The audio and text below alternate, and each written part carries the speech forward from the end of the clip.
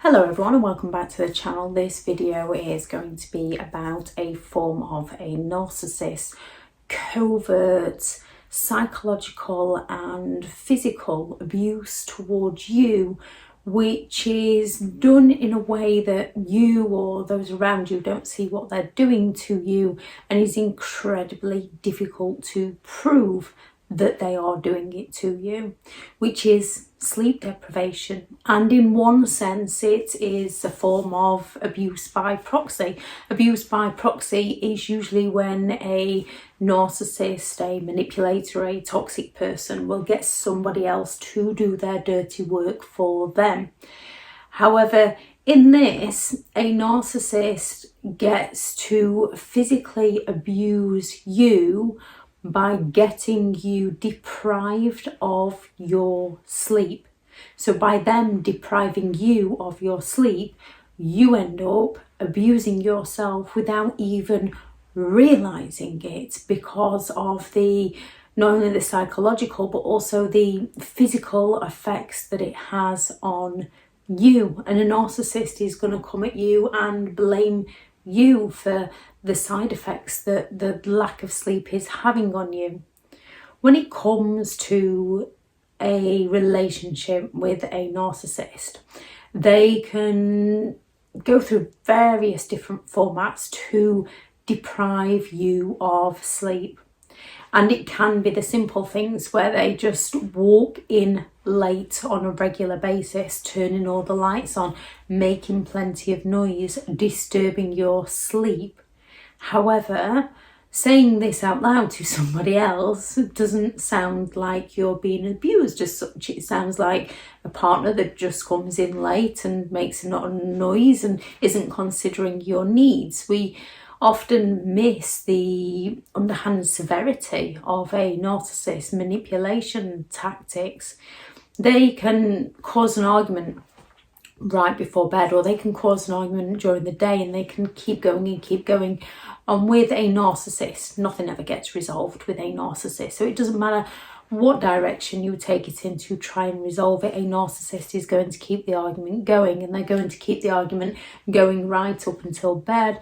So you can often end up ruminating about things, overthinking things, and finding it difficult to fall asleep. So they've indirectly affected your sleep pattern.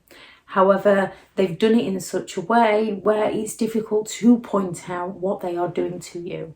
Or they might wake you up in the middle of the night over these disagreements, these arguments. And when they wake you up, you have the knowledge, the awareness that they've woken you up. However, because of the argument, the disagreement, it's still difficult to say what they are actually doing to you. A narcissist can guilt trip you into sleep deprivation. They can want you to stay up and watch a film with them, want you to play a game with them. They're going to use so many pity plays and guilt tripping tactics of, oh, if you loved me, oh, I thought we were going to watch this together. What do you mean you're tired? You promised me, even though you might not have promised them.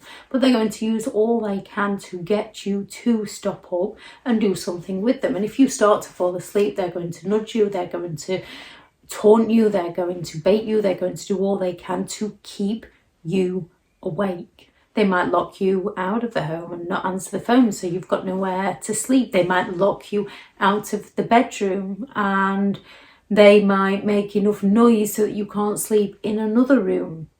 They might regularly wake you up while you are asleep and simply claim that you're snoring and that you're the one that's disturbing their sleep, so they had to disturb your sleep. And because people can snore, and because this can be irritating, and because people can wake people up, other people up for snoring, it's often not seen as abusive. However, when it's done on a regular pattern, it's usually because somebody is trying to deprive you of your sleep, not because you're depriving them of theirs. This can also come with them waking you up to claim that someone is in the home, or that they really need to talk to you about something because they're struggling to sleep. So you feel obligated into listening to them even though you require sleep. They might wake you up early, whether they have to be up early or not. They might purposefully wake you up early. There'll be no sneaking out of the room and trying to keep things quiet so that you can get your rest. And if they do have to be up early and they don't want to be up early, they're going to go all out to disturb you. And they might then leave you to sleep when they go out, but they're going to be ringing you 10 minutes later to disturb you. And they're often going to claim that it's important, or even if they're just phoning to speak to you, they're going to then turn around and guilt trip you by saying, don't you want to speak to me? Oh, I knew I wasn't important to you, to make you feel bad for a regular human need, which is sleep, which they are constantly interrupting and disturbing and depriving you of.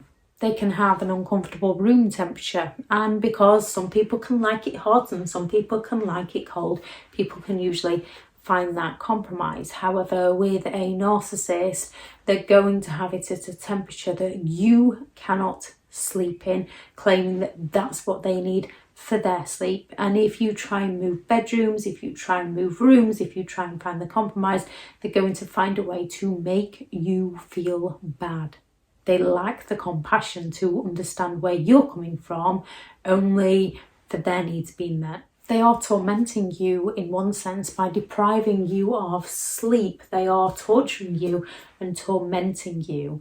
And then they are usually going to find a way to blame you or guilt trip you or pity play with you so you don't recognise what they're actually doing to you. They might randomly hit you in their sleep. They might randomly turn over and just smack you across the face or start kicking you.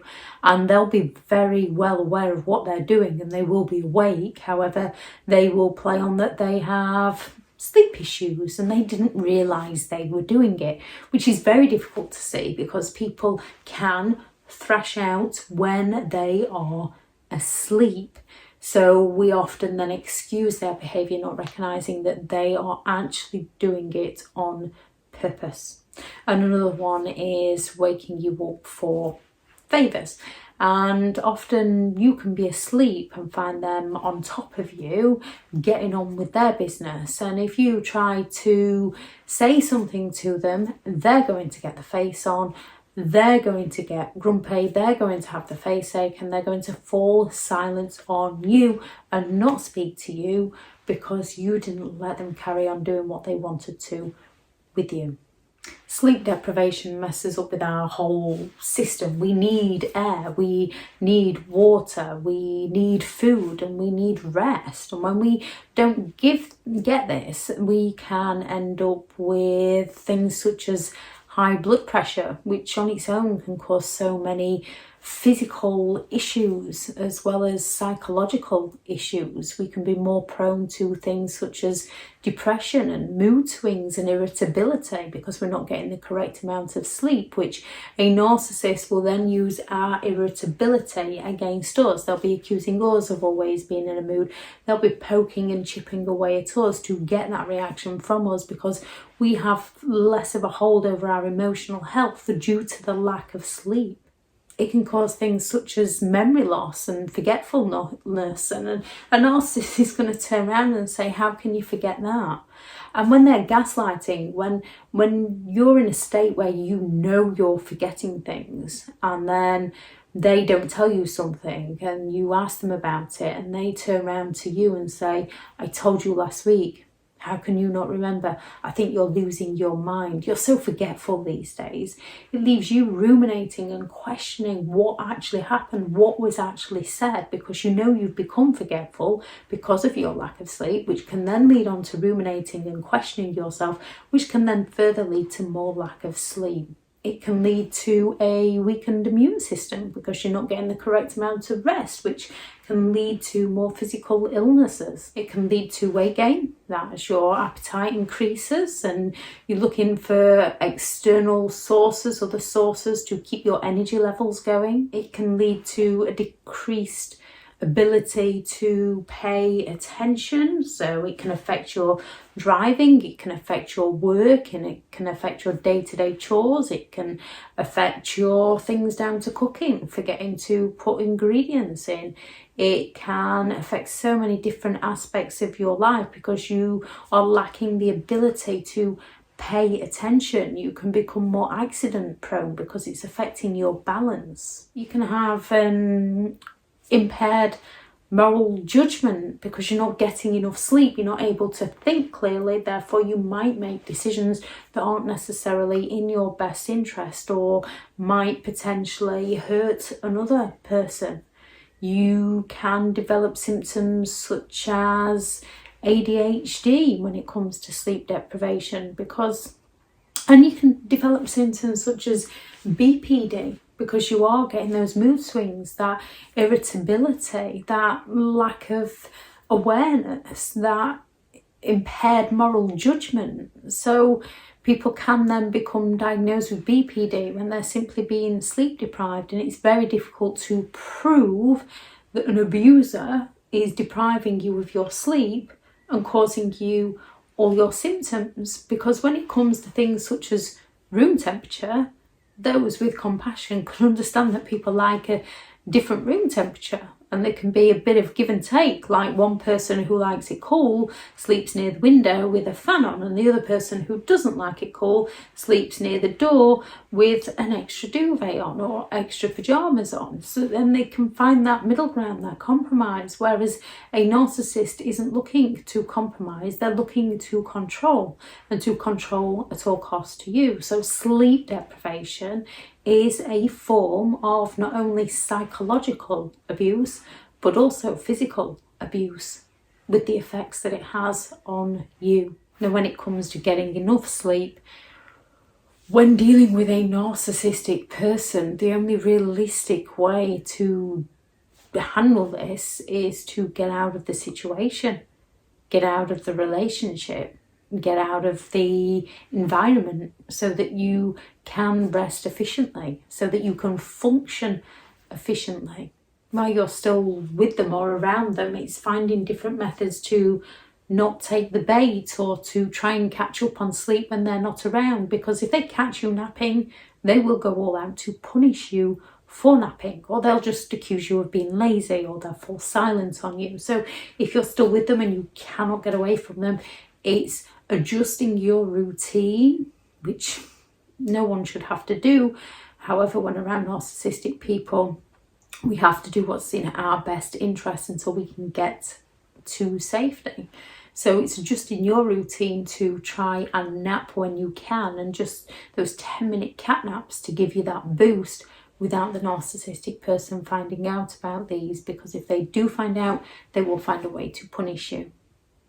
If anyone has any thoughts on this video, or any ways a narcissistic person deprived you of sleep, or the effects that it had on you, please do add those into the comments.